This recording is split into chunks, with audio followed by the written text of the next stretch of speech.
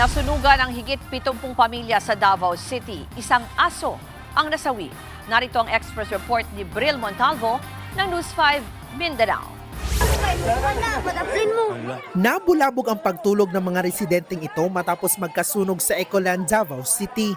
Sumiklab ang apoy alas 3 ng madaling araw kanina. Pahirapan ang pag-apula sa apoy dahil sa makitid na daan. Agad inakyat ang sunog sa ikatlong alarma o kinakailangan ng responde ng 12 fire truck.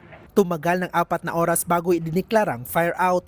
Kanya-kanyang kuha ng mga residente ang kanilang mga gamit na maibibenta pa at mapapakinabangan pa matapos ang nangyaring malaking sunog dito sa lugar.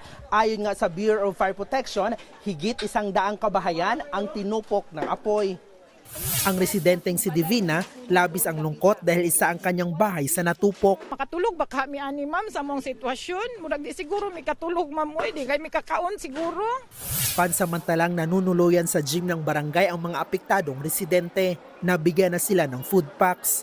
Sa inisyal na datos ng Bureau of Fire Protection, nasa 75 pamilya o higit 500 residente ang nawalan ng bahay. Wala namang nasaktang residente, pero isang aso ang namatay matapos matrap sa sunog. Inaalam pa ang mitya ng apoy. Nagbabalita mula sa frontline, Bril Montalvo, News 5, Mindanao. Mga kapatid, Ruth Cabalco, para sa mabilis na pasada ng mga balitang dapat niyong malaman, mag-follow at mag-subscribe sa social media pages ng News 5.